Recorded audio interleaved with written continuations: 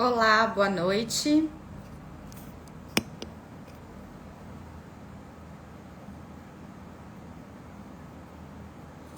Boa noite a todos.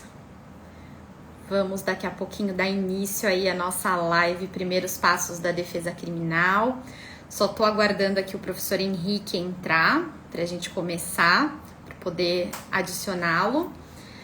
Tudo bem com vocês, pessoal? Ah, chegou o professor Henrique. Henrique, pede aí para participar da live, por favor, que aí eu posso te autorizar. Só você pedir que eu já te autorizo. Como vocês estão, pessoal? Ai, tem bastante gente já. Que bacana. Estamos aqui aguardando só o professor Henrique entrar para a gente começar. E já agradeço vocês. Eu sei que final de ano é uma loucura. Ai, obrigada, Carla, né? Lindíssima. Te dedico esse lindíssima também. Você, Henrique, você tem que... Exatamente, já te autorizei aqui, daqui a pouquinho você já aparece. Mas a Carla vai me matar porque eu tô tomando Coca-Cola. Ah, Entrei. boa noite, professor Henrique, tudo bem? Boa noite, professora Simone. Boa noite, nossos amigos aí, Carolina, Sérgio Vilar. Bastante gente aí já para conversar conosco. Exatamente. Henrique, eu sei que o pessoal que entrou no horário, né, tá ansioso pela live. Então, só agradecendo aí quem está pontualmente às 8 horas. A gente sabe que nesse ano é uma correria. É bem corrido para todo mundo. Então, última semana, semana de pré-recesso, né? Então, de novo, agradecendo todos vocês. Eu sei que o pessoal vai entrando aos poucos. Então, só fazendo uma apresentação para quem chegou a essa live através do Instagram do professor Henrique. Eu sou a Simone Lavelli, professora universitária e defensora pública. Trabalho na área criminal, assim como o professor Henrique. E hoje a gente vai compartilhar um pouquinho com vocês da nossa trajetória, né, dos nossos primeiros passos aí da defesa criminal. E vou aproveitando também para quem entrou nessa live através do meu Instagram, que não conhece o professor Henrique, passar a palavra aí para o professor Henrique para ele se apresentar, né, nos primeiros minutos aí. Tudo bom, professor? Obrigado, professora Simone. Bom, para quem não me conhece, meu nome é Henrique Pérez, sou advogado criminalista há 15 anos. Boa noite para todos aí, Jonas, Nina, Carmen, pessoal que entrou aí. E atuo na Leandro, sou advogado na área criminal há 15 anos. Sou pós-graduado em processo penal, mestre em direito. Trabalhamos na Unip Santos e mais ou menos umas 200 defesas no Tribunal do Júri. Então, já há bastante tempo aí atuando na área criminal. Muita coisa, né, Henrique? Muita área. E só para a gente também falar para o pessoal que está assistindo hoje, né? Eu e o professor Henrique, a gente se conheceu efetivamente, né, na faculdade, na faculdade não, desculpa, na faculdade Unip, né, lecionando, mas nós somos contemporâneos da mesma faculdade, né, da Universidade Católica de Santos, também fizemos mestrado na mesma faculdade, né, professor Henrique. Então, a nossa formação é similar, né, tanto minha quanto do professor Henrique. E eu estou vendo aqui vários alunos, ex-alunos, né, colegas aqui. Então, boa noite a todos, né? De novo, agradeço a participação de vocês. E se o professor Henrique me permitir, eu queria já dar início ao nosso papo de hoje, né? Falando para vocês que essa conversa sobre os primeiros passos, principalmente falar com vocês assim no final do ano, né? Nesse momento que a gente está fazendo um balanço, né, de tudo que passou, o pessoal está no finalzinho do curso de direito, ou as pessoas que estão ali iniciando, estão com garra para começar 2021 assim de uma maneira diferente de 2020. A gente queria muito falar com vocês, né?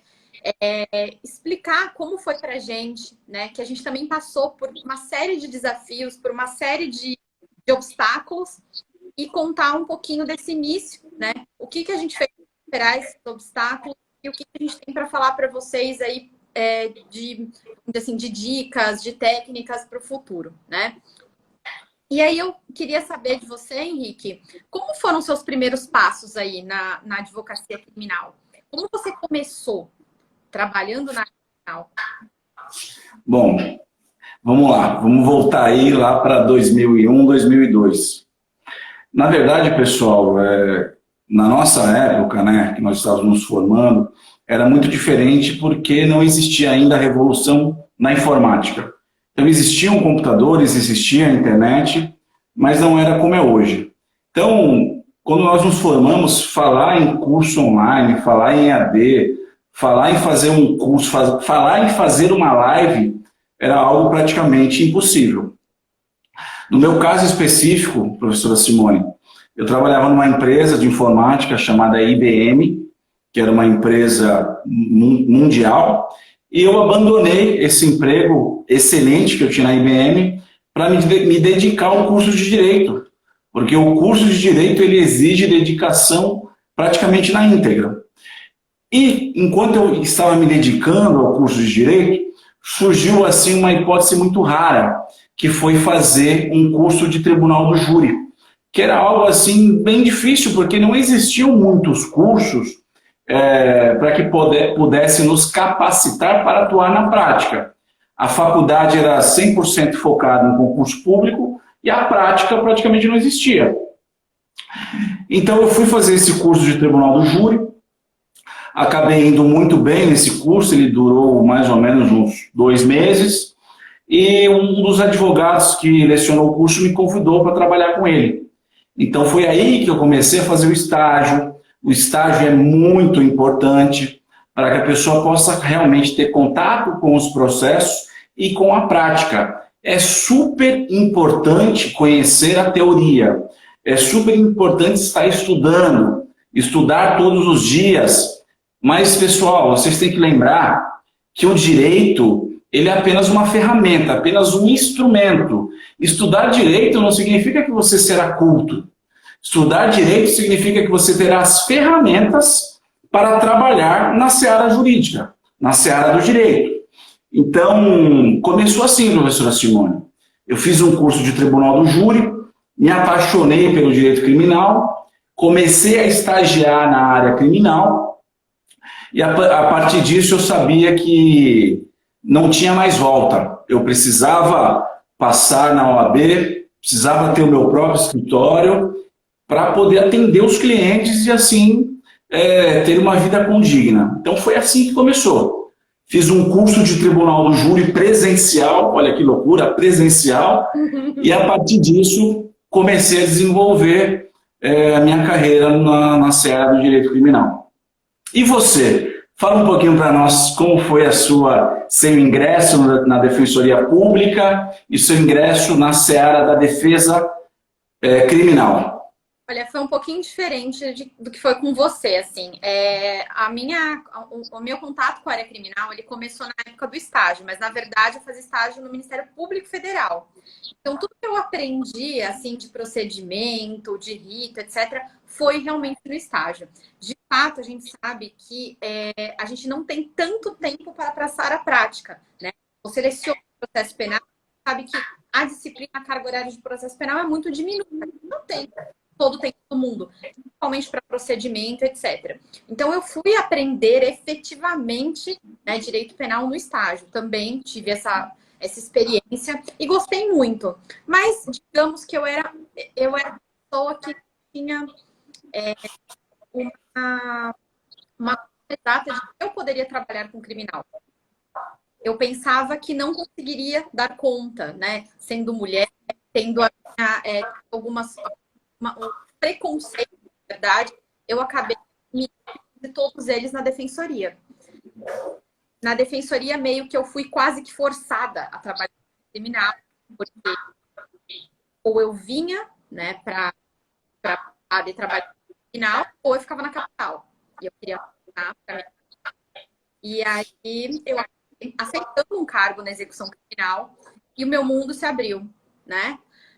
Tudo que eu gostava de criminal se reforçou muito na defensoria. E eu pensava que seria o contrário, mas não, né? Eu pensava que eu não ia conseguir trabalhar no tribunal, que ia ter alguma dificuldade por ser mulher, que eu ia enfrentar uma resistência, e na era puro desconhecimento, né?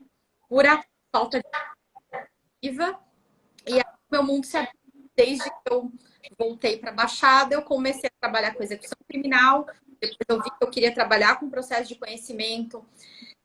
Depois de 3 anos, eu iniciei as aulas, né, na graduação, e nunca mais saí. E eu vi que eu precisava me aperfeiçoar. E aí comecei a fazer cursos na própria defensoria, né, com cotas experientes, me jogar de cabeça, tentar aprender tudo que eu pudesse. E hoje eu não me imagino fazendo outra coisa, né? Apesar de gostar muito da área civil, eu não me imagino fazendo outra coisa. Então, assim,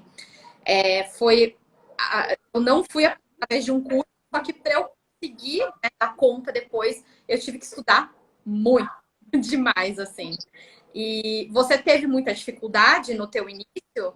Ou foi tranquilo, assim? Você enfrentou muitos perrengues aí? Deu muita tropeçada? Ou foi algo tranquilo? Não, tive vários perrengues, várias dificuldades. Porque, querendo ou não, é difícil de você, enquanto você está no estágio, obviamente você está trabalhando para alguém. Então a pessoa ela vai te direcionando dentro daquilo que ela quer. Só para mandar um abraço aí para o Oliveira, para a Carmen, para o Lucas Romão, pessoal que está aí acompanhando a live, muito obrigado pela presença. Então, quando você vai fazendo estágio, você vai sendo direcionado. Mas o grande problema, Simone, é quando a gente solta as amarras e vai por conta própria. Então, nossa, alguém foi preso. Audiência de custódia. Na época que nós iniciamos, não tinha audiência de custódia. Mas, meu Deus do céu, tem que pedir uma liberdade provisória, tem que pedir um relaxamento de prisão. À época ainda se ia até o fórum, a sala do juiz, para despachar uma petição para o juiz. O que eu falo com o juiz? Eu explico, não explico? Nossa, o juiz está ocupado, eu posso entrar na sala de audiência? Não posso? Então tinha todas essas dúvidas, né? Então realmente tive vários perrengues, sobretudo quando eu comecei a atuar sozinho. Vou te dar um exemplo. Eu fui fazer um tribunal do júri numa comarca próxima, que é Itanhaém, e o juiz, à época, hoje ele é um juiz da vara civil aqui de Santos, e eu estava fazendo a instrução plenária, questionando as testemunhas. Do nada ele parou o júri, olhou para mim e falou assim: doutor, deixa o teatro para depois. Imagina, você concentrado, questionando as testemunhas, era o meu 3º ou 4º júri, e ele interviu e falou: deixa o teatro para depois. Então isso, psicologicamente, acaba com a pessoa. E também pode até contaminar os jurados, porque pode dar a entender que o advogado é um mentiroso. Sim, então eu tive uma briga homérica com esse juiz no plenário, fiz consignar em ata essa intervenção indevida e dei continuidade na defesa. Então esse foi um grande perrengue, porque o júri poderia ter sido colocado ali, poderia ter ido por água abaixo, mas a gente conseguiu contornar. Nesse mesmo dia, nesse mesmo júri, uma das testemunhas de acusação, ela ficou assistindo o plenário e eu falei aquela célebre frase de Rui Barbosa e disse o seguinte: o mentiroso é o mais vil dos tarados morais.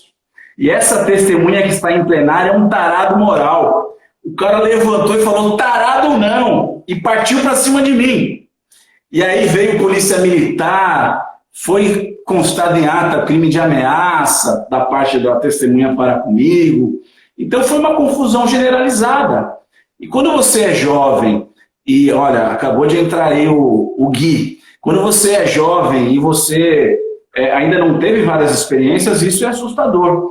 Um outro grande perrengue, professora Simone, foi fazer uma sustentação oral no Tribunal de Justiça do Estado de São Paulo.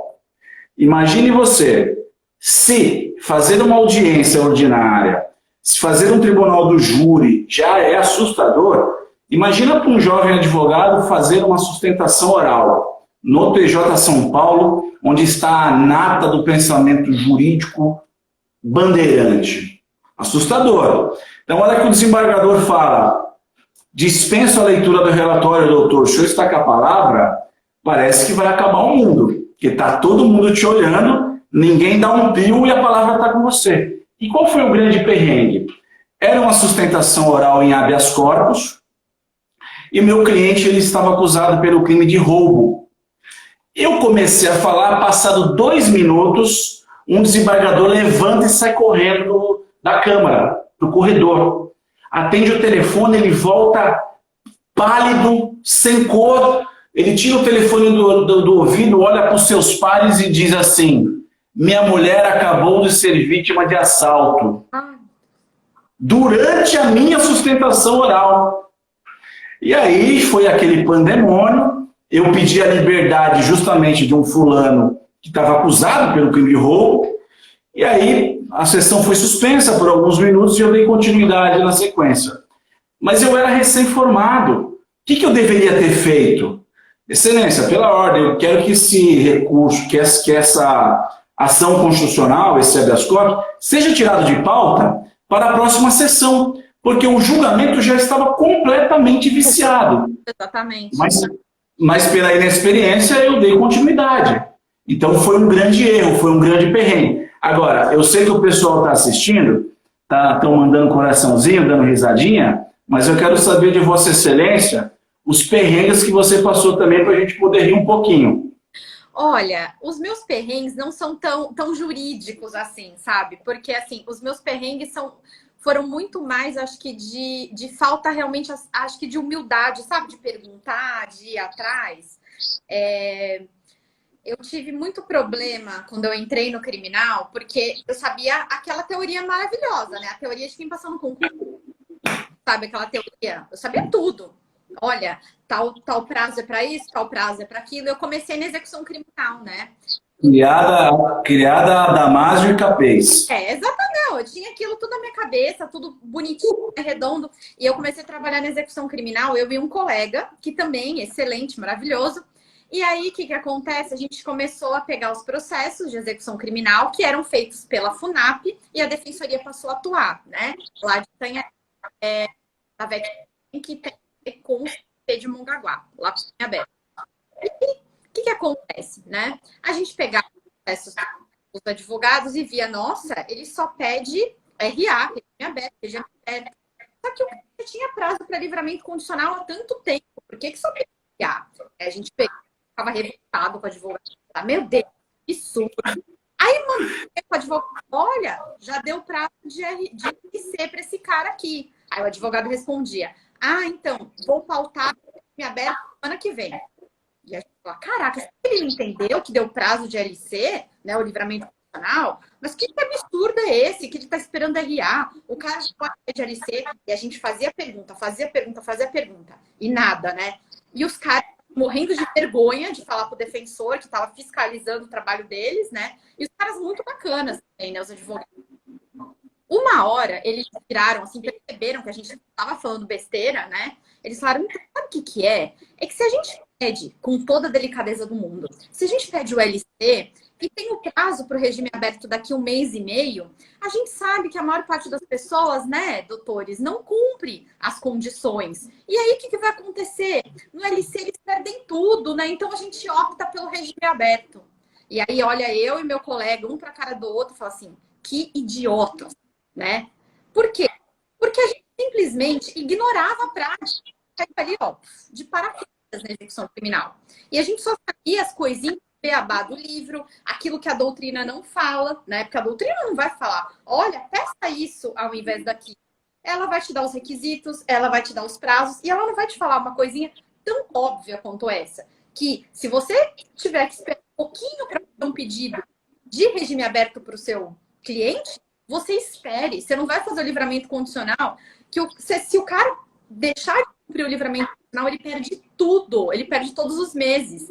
E é muito tranquilo de saber isso quando você trabalha na prática, e depois de tantos anos de execução criminal, coordenando a execução criminal, Eu falo, não, LC é só se demorar muito para vir o prazo de RA. Senão você vai pedir regime aberto. Mas a gente passou, sabe, uma vergonha no, sei lá, no crediário. Porque a gente, todo dia, a gente falava a mesma coisa, eu e outro colega. E depois a gente olhou e falou, nossa, não acredito que a gente fez isso. Que imbecil, né? Que porque a gente passava vergonha toda semana, questionando, achando que, olha, que absurdo ele não tá pedindo aquilo. E o absurdo era a gente tá falando aquilo, por quê? Os dois tinham caído de paraquedas na execução criminal. Hoje não, hoje ele é uma das pessoas que mais entende de execução criminal, acho que no Estado. Ele coordena o nosso núcleo, né, de situação carcerária. A gente aprendeu tanto, né? E assim, perrengue, um mês, né, de execução criminal, a gente estava lá lidando com micro-rebelião, lidando com uma tarde inteira de oitiva de adolescente em Fundação Casa. Eu peguei umas 3 rebeliões em Fundação Casa de ter que passar a tarde fazendo oitiva de adolescente. E assim, sem às vezes ter caindo realmente, como eu falei, de paraquedas. Mas assim, uma história engraçada, para vocês darem risada, né? Como vocês disseram do Henrique, quando começou a audiência de custódia aqui em Santos, não sei se o Henrique chegou a pegar essa época, as audiências eram feitas na sala secreta do júri, sabe? Aquela salinha secreta ali atrás, né? E todo mundo me falava, tá sendo na sala do júri, tá sendo na sala do júri. Colegas defensores. Chegou meu dia de fazer custódia, eu fui para lá, fui ali no cartório da VEG, você sabe onde fica, né? Para quem não sabe o que eu tô falando, aquele fórum grandão da Praça e Fácil, né? No primeiro piso ali, quando você sobe as escadas do salão de júri à direita, e no final do corredor tem o cartório da Vara Criminal. E aí eu peguei lá, né? Me apresentei e falei, olha, eu sou a Simone, eu vou fazer a audiência de custódia de hoje, tá? E a moça perguntou assim, sabe onde é? Ao invés de eu falar, me explica o que eu fiz, aceito. Porque eu tinha ouvido falar que era júri. E que eu fui. Ao invés de eu ir para a sala secreta do júri, eu tinha ouvido que era salão do júri. Eu fui pro plenário. Fui pro plenário e fiquei ali, esperando. E nada, né? E eu vi aquilo. Aí eu de novo falei, olha, eu tô esperando, tá? Não, mas o juiz tá. Falei, não tem ninguém lá. Peraí, eu vou ligar pro juiz. E voltei e fiquei esperando. Chegou uma hora, ela tocou. E a moça falou, olha, tá todo mundo aqui. Eu tô na sala e você não tá. Eu falei, mas é no salão do júri? Ela falou, não, é na sala do júri. Detalhe, gente, eu não tinha começado ontem, não. Eu já tinha uns belos 7 anos de defensoria, 6 anos de defensoria, 6 anos e pouco. Eu saí correndo, que nem uma louca, com notebook, com bolsa, só que eu tava com salto dessa lapa. O que aconteceu? O salão do júri tinha acabado de ser encerado. Eu voei. Quem me conhece sabe que eu sou dada a quedas, né? A cair. Óbvio que eu caí na minha primeira audiência de custódia. Eu tomei um capote tão grande que todo mundo que estava limpando ali na sala entrou no salão de júri e eu lá toda acabada, com o meu computador de um lado, as coisas do outro, porque eu estava trabalhando enquanto fazia, me achando, né? Olha, como eu sou boa, eu trabalho, espero, vou dar conta de tudo. Cheguei na audiência mancando, eu tinha que conversar com os réus na carcerária, tem que ter umas 3, 4 escadinhas, ia pra carceragem, voltava, enfim, foi um inferno. E eu tinha que ficar com aquela cara. Onde a doutora tava? Então não, é que me falaram errado. Porque eu não fui humilde de falar que eu não sabia, né? Primeira vez que eu estava vendo o juiz da custódia, que estava começando também naquele momento. Mas enfim, gente, minha primeira audiência de custódia foi com o tornozelo inchado, né? Toda acabada, com a roupa, porque eu tava com um blazer branco, ele sujou inteiro. Eu cheguei a acabar, porque eu fui humilde, eu não perguntei. Se eu tivesse perguntado efetivamente, com certeza ela teria falado, é na sala secreta. Eu ouvi falar que era no júri, no salão do júri, na sala do júri, eu presumi que fosse o salão. Mas, gente, a gente não pode presumir. A gente não pode presumir por quê? Se eu tivesse um cliente lá me esperando, eu teria perdido o cliente. Por que não deu BO para mim? Não deu BO para mim porque eu estava em contato direto, né? Eu sou da Defensoria Pública, eu lá me apresentei. Mas se eu não tivesse, acabou. Sabe o que ia acontecer se eu tivesse um cliente? O cliente ia ter feito audiência com o defensor público de plantão. Se eu fosse advogado, verdade, Henrique? Você perde um monte Se, de se a defensora chegasse inteira. defensor chegasse inteira. Mas eles me esperaram, gente. Mas foi bizarro, bizarro, bizarro. Eu tava me achando com um salto, blazer branco, linda, maravilhosa. Não adiantou nada, né, gente? Por isso que eu falo, não adianta só a beca, né? Tem que ter um conteúdo. Aquele dia, a soberba, sei lá o quê, subiu minha cabeça e eu, o quê? Aí, né? Você sobe muito, cai muito. E a queda foi feia, foi muito feia. Foi horrorosa. E mudando assim de papo pra ganso agora, né? Vamos falar de coisa boa, né? Que não é TechPix. O que você fez, Henrique? Você falou que começou com um curso de Tribunal do Júri. Depois desse curso, como que você foi se especializar? Eu sei que você fez mestrado, você fez várias coisas aí na sua carreira, mas conta pra gente o que você fez para se atualizar, se manter antenado, para não perder, vamos dizer assim, não perder espaço para outros advogados e principalmente para conquistar o seu espaço na advocacia criminal e principalmente na advocacia do Tribunal em Santos, que a gente sabe que é muito competitiva. Aqui é um berço, né, de bons tribunos, como diz você.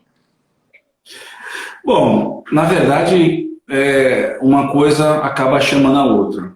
No começo, depois que eu me graduei, fiz esse curso de Tribunal do Júri, fiz a pós-graduação ajuda muito na área profissional, abre bastante os olhos. Você fez Fizemos pós um... e mestrado. Oi? Você fez uma pós e o mestrado, é isso? Assim que eu me formei, eu já fiz a pós-graduação em processo penal, e aí depois de alguns anos eu fiz o mestrado. Mas assim, se tivesse a possibilidade, esse leque de opções que nós temos hoje, hoje você pode, no seu celular, selecionar diversos cursos. Por exemplo, a própria professora Carmen, que está nos assistindo, ela fez curso na ESA sobre prática trabalhista, que a minha esposa fez e abriu muito os olhos dela para ela poder atuar nessa área. Eu também dei curso na ESA sobre prática processual penal, tive vários alunos que hoje eu vejo atuando na área criminal. Então, assim, quando eu me iniciei, não tinha todas essas ferramentas. Era o estágio, pronto, acabou, você está no olho do furacão, se vira. Então, o que eu fiz muito era assistir a audiência. Então, eu ia assistir Tribunal do Júri, eu ficava vendo o doutor Otávio Borba, de Vasconcelos Filho, fazendo suas acusações. Eu assisti muitos júris de um advogado chamado Eduardo Elias, que eu considerava muito bom à época. Eu vi também bastante júri do doutor Eugênio Malavasi, que é mais velho do que eu. Depois tive a honra de enfrentar o doutor Malavasi no júri. Ele, Malavasi, gosta de falar que ele ganhou o júri. Ele foi assistente de acusação. Mas, na verdade, eu ganhei o júri. Então, vamos deixar isso aí bem claro. Eu sei que o pessoal está assistindo, o Leandro Casimiro, então isso vai chegar nele. Então, eu assistia muito júri, assistia muita audiência criminal, e isso me ajudou bastante a conseguir um pouco de prática pela escassez dos cursos, né? Então, isso ajudou muito. E eu comecei a dar aula depois de muito tempo, né, professora Simone? Então, na verdade, no meu começo na graduação, o advogado bancava o professor, né? Então, eu me formei, me consolidei como advogado e muito depois que efetivamente eu iniciei na graduação lá por volta de 2014. Então, eu já era um advogado que tinha bastante experiência. Mas acho que uma grande coisa que eu devo falar aos que nos ouvem, que hoje até conversava com o Matheus, que foi o meu primeiro sócio, né? Ele fez o pós-fácil do meu livro, que vai sair agora em janeiro, e ele até frisou, ele falou assim, você tem que falar na live que o pessoal tem que arregaçar as mangas e fazer. Não adianta querer ser muito teórico. Ah, eu quero ser perfeito. A perfeição é feia, gente. Você tem que fazer o melhor que você pode fazer, mas você tem que fazer, porque fazendo você aprende. Então foi assim, professora Simone, devido à escassez de mecanismos, ferramentas, eu ia muito no fórum, assistia muito júri, assistia muita audiência e fui fazendo. E aí, com o tempo, a experiência, a gente adquire experiência. Então foi mais ou menos assim. E você? Exatamente, fazendo. eu aprendi, sabe, tentativa e erro, fazendo, eu fiz muito, né? A defensoria tem um volume que, se você não fizer, você se afoga, você morre, né? Então, a água vai batendo aqui, você tem que fazer. E às vezes não sai perfeito, né? Todo mundo agora fala antes feito do que perfeito. Não, não é antes feito do que perfeito. É antes feito, né, do que não feito. Então, assim, um imperfeito feito já é melhor. Então, assim, começou a fazer. Então, a primeira vez que eu entrei no estabelecimento criminal, por exemplo, eu tive o acompanhamento do núcleo, né, de situação carcerária da defensoria. E a gente foi, era visita, ok. Depois, vai, larga na mão de Deus e vai sozinha. E aí o colega que também não tinha experiência na época, agora é super experiente, mas não tinha, e a gente começou a ir. E uma semana depois, olha, teve problema, o Gira entrou, tem um monte de gente machucada, é mãe ligando, olha, meu filho tá com o olho roxo, o outro foi pro hospital, e aí, você vai entrar? Vamos entrar. E aí entra lá, mas você teve medo? Não dá pra ter medo, a adrenalina é tanta que você vai e faz, né? Você aqueles nos 30. Mas, para algumas coisas, eu vou dizer que o estudo foi fundamental, né? O estudo foi fundamental, principalmente quando eu comecei atuando na área criminal com alguns temas que não são muito específicos, como por exemplo, né? Quando eu comecei no Guarujá, eu fazia a primeira, né? Então, a culpa eu fazia também. E era muito complicado para uma pessoa que estava lá no batidão, né, criminal, só roubo, furto, tráfico, mudar a linha e pensar em estratégia de defesa num crime doloso contra a vida é outra, né? E foi, assim, para mim foi imprescindível fazer alguns cursos na própria defensoria, que aí a defensoria propiciou isso, com pessoas mais experientes nessa área, para que alguns erros também bobos, idiotas, né, que eu fiz por teoria demais e não pela prática. Sabe aquela coisa de estudante no começo que acha que, ao invés de entrar com outro HC, tem que fazer recurso ordinário constitucional para tudo, porque tá lá? É basicamente alguns raciocínios meus no júri, né? E o curso, para mim, foi extremamente importante. Então, assim, se eu pudesse falar o que me ajudou, né, a enfrentar todos esses desafios, foi ter humildade para eu ainda estava, mesmo tendo passado um concurso.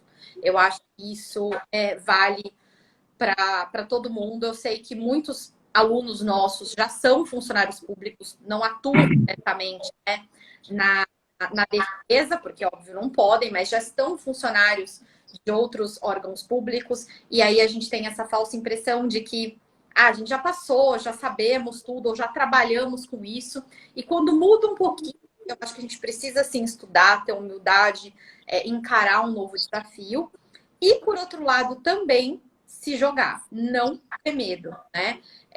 Porque você só vai, sabe, quem tenta, né? Então você precisa fazer. Só que ficar tentando, errando, aí sim é burrice, na minha opinião. Então, se você tentou, errou a primeira vez, você tem que aprender com o seu erro. Então, eu aposto que, né, naquele caso de sustentação oral, com certeza você saiu de lá, né, pensando, o que eu podia ter feito? O que eu tinha que fazer diferente? E você foi tentar aprender e nunca mais você fez. Então, eu fiz um post que eu vou postar essa semana, já tem a arte feita, que é assim, quando se utilizar do pela ordem excelência, né? E é justamente isso. O advogado no início de carreira, o defensor no início de carreira, muitas vezes, né? Ele fica com receio de falar pela ordem, como se isso fosse algo que fosse ofender o juiz. E não é assim, né? O magistrado está acostumado com isso. Então, se a gente for ver a audiência de grandes advogados, muitas das vezes eles vão falar pela ordem, excelência, e o juiz vai parar. Se você não pegar um juiz maluco, ele vai parar, ele vai dar a voz para o advogado, para o defensor, fazer os seus requerimentos. Eu acho que tudo é uma questão realmente de tentativa e erro e de não incidir em erros bobos e ter humildade de aprender, né? Isso, talvez, para mim, tenha sido o meu melhor, vamos dizer assim, remédio para combater. eu aprendo com os meus erros. Então, sempre que eu erro muito feio ou que eu erro um pouquinho, eu já quero tentar olhar para trás e falar, putz, o que eu posso fazer para mudar, né? E para não cometer mais os mesmos erros, com quem que eu posso aprender, onde eu posso buscar essa informação. E com a internet, que você começou a falar, né, no início da live, para quem chegou agora, né? Na era da internet, a gente não tem por que errar mais, né? Insistir, errar, insistir, porque a gente tem vários mecanismos. Então, se eu quero uma pessoa que eu confio, eu consigo encontrar o material dela, sei lá, no Instagram, no YouTube. Se eu quero me aperfeiçoar em algo que a faculdade não chegou, não me deu, né, a fundo, eu posso comprar um curso. Então, algumas desculpas que a gente tinha no nosso tempo, né, jurisprudência, a gente não achava facilidade, não tinha no Brasil, tinha conjunto. As notícias jurídicas não eram discutidas da mesma intensidade, da mesma forma que hoje se discute.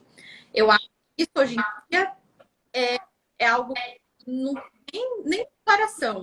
Então, o que eu sempre falo com os alunos é desconfiem, né? Pesquisem, vão atrás das fontes e não se contentem apenas com a lei. Não se contentem apenas com a doutrina. Por quê? Eu acho que isso, talvez se eu estiver falando uma besteira, me corrija, professor Henrique, mas quantas vezes você teve uma dúvida, você ficou em dúvida de alguma coisa e você não achou a resposta naquele livro? Aquele livro do cara mais ferrado da face da Terra. E aí você ligou para um colega, num bate-papo, assim, num brainstorm jurídico, surgiu o insight, né? A gente teve várias conversas assim, que de uma ideia surgiu algo muito grandioso, não é verdade? Vou aproveitar, professora Simone, o seu comentário e avisar os colegas que, caso eles não consigam esclarecer as dúvidas nos livros, que todas as dúvidas serão localizadas no meu livro, tá bom? Sim, professora Henrique. Aproveitar para fazer um merchan. E você falou uma coisa bem legal, que o pessoal não pode incorrer em erros bobos. Uma coisa é ter coragem, meter as caras e fazer. Uma outra coisa é cometer erros bobos. Então, por isso que a gente tem que conhecer as nossas prerrogativas. Defensor público, advogado. O que eu posso fazer, por exemplo, numa delegacia? Se o delegado falar, não, você não vai ver o inquérito, eu fico quietinho e vou embora. Então, é preciso conhecer um mínimo da estrutura do sistema para que você possa se defender, né? Então, hoje, nós temos aí a nova lei de abuso de autoridade, que é a lei 13.969 de 2019, que tornou crime essa conduta de não deixar o advogado ter acesso aos autos, seja de inquérito, seja de processo. Então, sim, tem que se conhecer um mínimo para pedir pela ordem, para poder gritar, espernear, para salvaguardar um direito que foi brigado, não foi dado, foi brigado. Então a gente não pode dar os direitos de graça, a gente tem que brigar por eles. E também queria fazer um comentário em cima do que você falou, sobre esses erros bobos.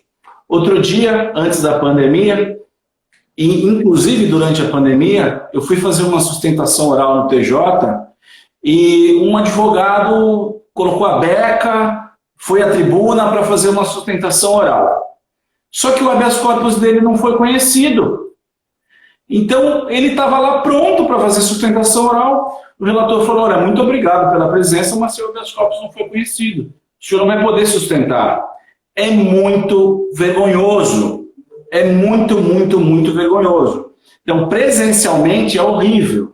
E isso aconteceu também numa sessão virtual que eu fiz há um mês atrás. A advogada foi sustentar e o HC não foi conhecido.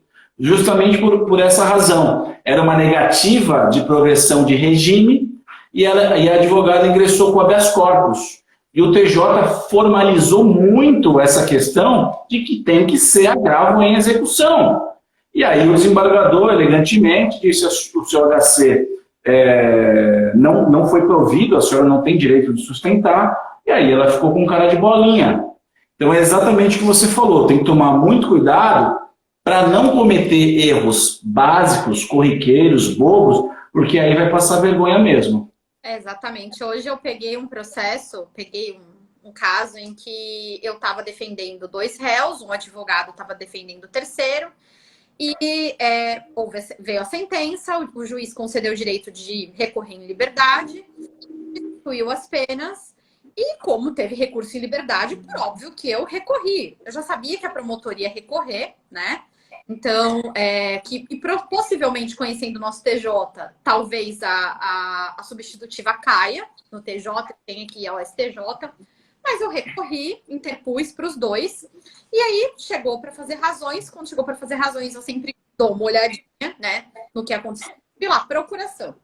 Aí veio uma procuração e em seguida tá pedido de transferência de endereço, a mudança, a atualização de endereço. Aí eu fui olhar o advogado. Só que aí o que acontece? Esse patrono, ele estava pedindo simplesmente o seguinte: ao invés de ele apresentar as razões de apelação, que o recurso tinha sido interposto e recebido, ele fez um pedido falando que o cliente dele trabalhava e que ele podia cumprir a restritividade de direito, né? E que indo para converter em regime aberto, né? Sendo que o resultado não era o aberto, era o semi-aberto em caso de descumprimento, e ainda pedindo para dar vista para o promotor da VEC se manifestar. Só que, gente, como assim? Não há trânsito em julgado, não há execução provisória de pena restritiva de direitos. Isso não existe, isso é algo básico, né? Não se executa provisoriamente uma pena restritiva de direitos, né? Eu interpus o recurso que efetivamente foi recebido. Como que você vai prometer algo para o seu cliente? Então, provavelmente, o cliente deve estar morrendo de medo que vai ser intimado para cumprir uma PST. Então, ele deveria ter falado, calma, senhor. A defensoria interpôs recurso, eu vou arrazoar para o senhor. Quando houver julgado, se for intimado pela VEC, aí sim eu faço esse pedido. Quer dizer, mostrou um completo desconhecimento entre procedimentos, né? Que o processo de conhecimento é um, o processo de execução é outro, os juízos são diferentes, né? Então, isso é muito, muito complicado. Por quê? Porque numa dessas, né, eu não interposto, que a defensoria não tivesse interposto recurso, né? Ou que eu tivesse prazo. Acontece? Pode ser, né? Vai que a defensoria é uma porcaria, né? E o pessoal às vezes fala, defensor, vai fazer. Não, eu interpus o recurso e ele não arrasou. Então, assim, quer dizer, é complicado, porque eu tive que fazer uma manifestação nos autos falando, excelência, estou arrazoando, né, só por fulano tal, tendo em vista, né, o ingresso da procuração, eu quero que seja ao advogado para que se teste, né, se vai atuar ou se do recurso. Porque, enfim, eu não vou razoar um recurso se a pessoa tem advogado, isso é antiético, eu não posso fazer isso. Mas se a família está acompanhando, será que ela não vai entender? Falar assim, ó, como assim? Tinha recurso? Não me falou que podia recorrer? Será que não podia? Então é muito complicado. E aproveitando uma pergunta da Alex, e se vocês quiserem deixar perguntas, pode deixar aqui embaixo, que a gente responde. A Alexa perguntou, como vocês estudavam procedimento, tá? Como que vocês estudavam? Eu, particularmente, Alex, estudei um pouco praticamente, tá? Eu não acho que é hoje um livro que me auxiliasse muito na questão de procedimento. Eu tive ótimos professores. Meu livro. Ainda a gente não leu, né, professor Henrique, mas vai ter. O livro dele é futuro, vai ter. Eu tive da OAB, tá? Então, esses professores deram um panorama muito bom. Eu fiz um cursinho para a segunda fase, então a linha lá do tempo ficou bacana. Inclusive, uma das minhas grandes amigas hoje foi minha professora no cursinho da OAB. Né? Não vou falar quem é, porque você notar a idade. Ela vai ficar brava, mas ela gosta até lá. Mas foi prática, tá? Foi muita prática e simplesmente eu comecei a fazer o seguinte, Alexia. Pegar o Código de Processo Penal e anotar, né? Anotar e sempre olhar para o processo. Então, se vocês tiverem curiosidade, quiserem saber, estudar procedimento em matéria penal, até o livro do professor Henrique chegar, que eu tenho certeza que ele esmiuçou isso, porque ele adora a linha do tempo, tá? Então, tenho certeza que lá vai ter uma bem mastigada para vocês. É tentar achar processos que não correm em segredo de justiça na internet, olhar e ver página por página para ver a sequência do processo, tá? E óbvio, né? Assistindo as nossas aulas também que a gente pulveriza aí de vez em quando para vocês no Instagram, mas no YouTube, no canal do Henrique. Mas já fica algo que é para eu pensar também, mais para frente, né? Falar bastante procedimento para vocês, porque eu sei que é aí que o bicho pega mesmo, né? Né, Henrique? Professor Simone, muitas vezes, pessoal, o grande desafio não vai ser nem o direito. Não se preocupem com o procedimento. Ai, meu Deus, quando você vai fazer uma audiência, o juiz é o presidente da audiência, ele vai fazer o procedimento. É claro que você tem que saber o procedimento, porque se tiver alguma falha, você poderá arguir uma nulidade, etc, etc, etc. Mas são problemas que surgem, que eles vão além do direito. Vou dar um exemplo super rápido.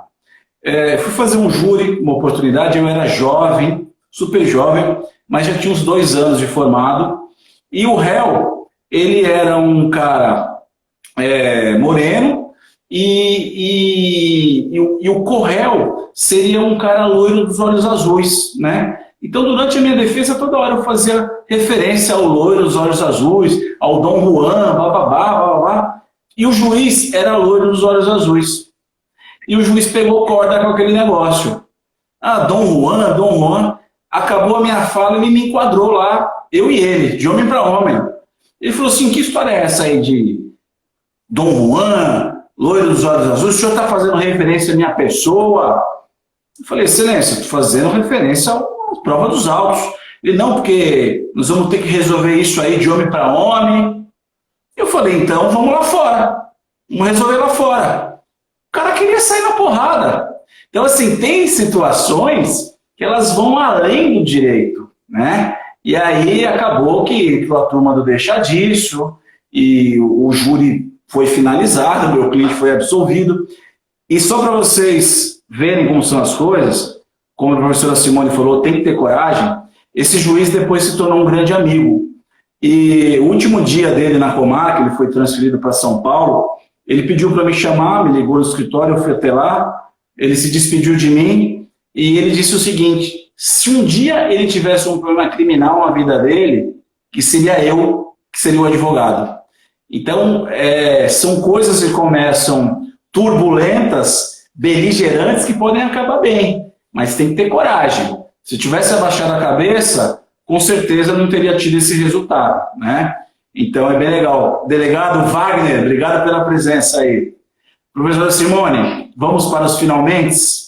Vamos para os finalmente. Eu queria, só para arrematar o que você falou agora, a questão de ser duro, de ser incisivo. Gente, ser altivo, respeitar suas prerrogativas, as prerrogativas que, no meu caso, né, as prerrogativas legais da minha instituição, elas servem para melhor defesa do meu assistido. No caso, prerrogativas da advocacia, as prerrogativas do advogado, elas servem para o seu cliente, não é para você, não é do advogado somente. É para o exercício da advocacia. Então, sim, elas têm que ser respeitadas, elas devem ser preservadas, né? Falo isso porque é algo que eu gosto muito na defensoria. Eu cheguei a ser presidente da comissão de prerrogativas, trabalhei na comissão de prerrogativas durante 3 anos como membro, e isso, respeitar a sua prerrogativa, você fazer, se comportar como um advogado, como um defensor público, não quer dizer que você vai ser barraqueiro, que você vai ser insuportável, que você vai causar problema. Pelo contrário, quando o magistrado, o promotor, ele vê, né, que você está agindo em prol da defesa do seu cliente, da defesa do seu assistido, com certeza, tá? Ele vai respeitar, ele vai se respeitar. Eu, até hoje, na área criminal, eu posso falar que eu não tive nenhum problema com juízes e promotores com quem eu trabalhei. Tem gente que entrou na live, não sei se está na live até agora, que trabalha, né, no Poder Judiciário de São Vicente, as 3 pessoas que eu vi, e fazem rotineiramente, fizeram rotineiramente comigo, sabem disso. Né? Eu não tenho nenhum problema com o juiz, com o promotor, com as pessoas. Por quê? Porque a gente vai sempre o quê? Sempre no interesse da defesa. Não é algo que a gente vai para causar. E eles sabem diferenciar quem está sendo incisivo em benefício, né, em prol da defesa, ou quem está o quê? Extrapolando, né? Então, o que a gente fala? Você tem que ser sério, você tem que ser submisso e, ao mesmo tempo, você não vai ser o quê? Não vai ser barraqueiro, não vai ser doido, não vai ser, aquele doido, chegou aquele advogado, chegou a doida lá da advogada. Não, você não quer ser visto assim, olha, chegou o doutor fulano, nossa, esse é bom, hein? Olha, esse daí, ele realmente luta. Ou chegou a doutora fulana, poxa, ela é técnica, ela vai ali, mas ela não desce do salto. Então é isso que a gente quer passar para vocês, né? Que não precisa ser tão legalista ao extremo, mas vocês não podem o quê? Vocês não podem deixar de ter em mente que vocês estão atuando na defesa, né? Estão atuando para uma pessoa, o trabalho para vocês, trabalha para o outro. E tem que atingir o quê? Tem que atingir os seus objetivos, né? Então, tentando aqui, indo para os nossos finalmente, para mim é difícil, né? Porque eu falar e não paro mais. O doutor Henrique já falou, ele fala várias vezes, né, que eu começo, eu desembesto a falar, mas hoje, além de compartilhar tudo isso com vocês, né, todas as curiosidades que a gente sabe que muitos alunos já pediram para a gente conversar, saber também de vocês se era realmente o que vocês queriam, e pelas perguntas a gente percebeu, a gente queria compartilhar uma outra coisa, né? Outro acontecimento prático das nossas vidas.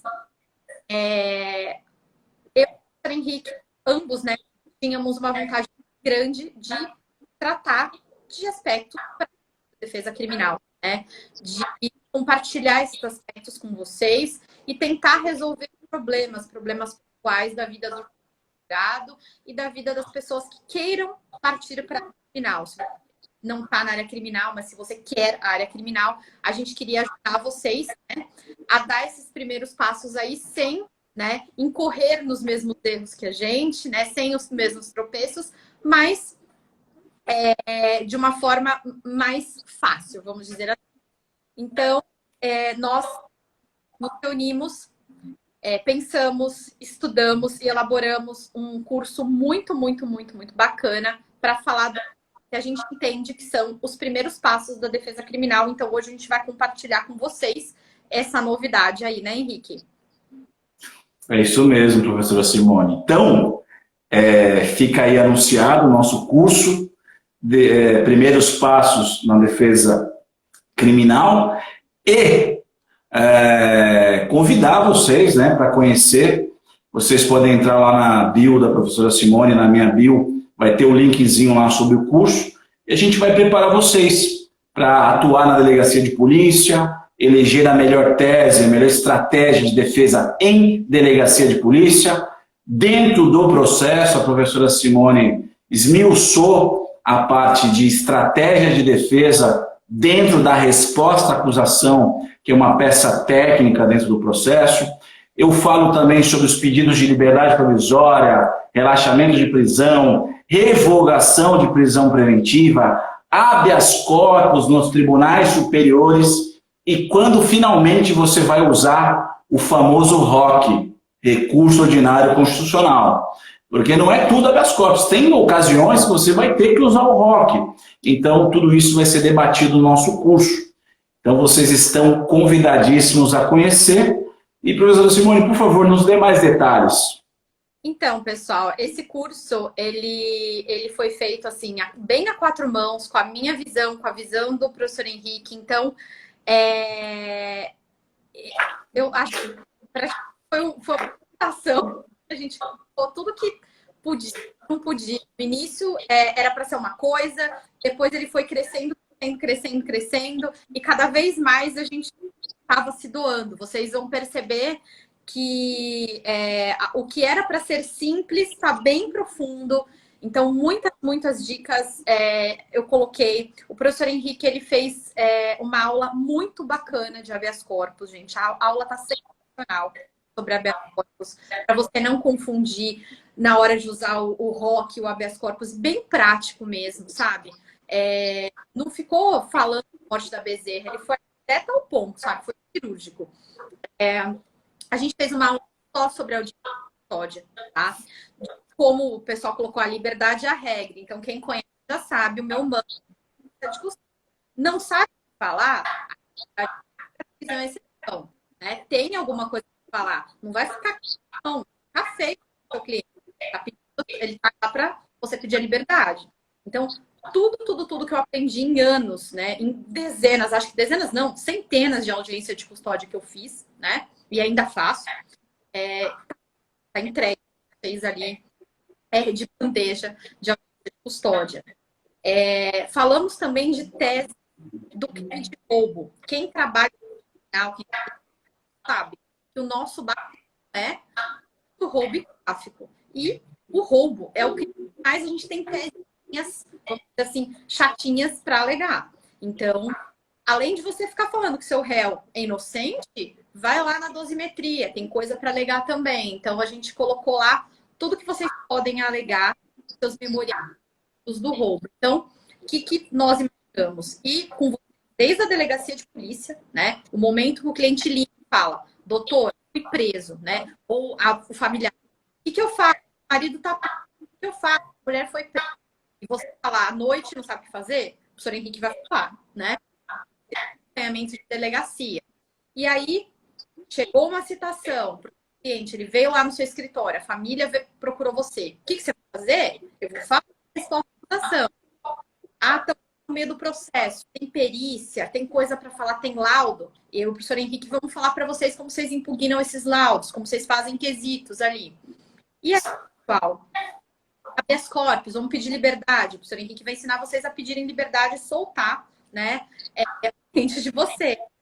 E lá pro final, até antes da sentença, teve audiência, vamos lá pedir como faço bons memoriais, né? Então a gente vai. Professora Simone, posso tirar uma dúvida? Pode? Minha dúvida é o seguinte: os 6 primeiros que forem lá e adquirirem esse curso vão ganhar o quê? Vão ganhar o melhor curso de tribunal de júri da internet, do professor Henrique. Então, assim, a novidade e o bônus para quem está aí na live, né? Quem está na live é esse curso que já está lá com as inscrições abertas na bio do professor Henrique e na minha. Os 6 primeiros vão ganhar bônus o curso do professor Henrique. Então, vai, né? Aí ali craque na defesa criminal e craque no júri ainda, né? Os 3 primeiros vão ganhar o curso já agora em dezembro e os outros 3, né, o quarto, quinto e o sexto, vão ganhar a bolsa em janeiro, tá? Então, é o presente que a gente deu para quem está assistindo, quem se propôs aí estar conosco a compartilhar aqui a nossa live agora. Então, só vocês que estão aqui estão sabendo disso, né? A gente não divulgou em lugar nenhum para justamente prestigiá-los aí. O curso do professor Henrique, quantos cursos já vendeu, Henrique, desse? Bastante, né? 185 alunos. 35 alunos ele já tem nesse curso. Curso muito bacana. E é com muito carinho que a gente fala isso, porque a gente moldou justamente para pensar em quem quer iniciar a carreira ou quem já está na carreira e precisa daquele empurrãozinho para deslanchar, né? Porque... Simone, não se esqueça de comentar com nossos queridos aqui sobre as 2 mentorias também. Ah, sim. Então, vamos lá. Além do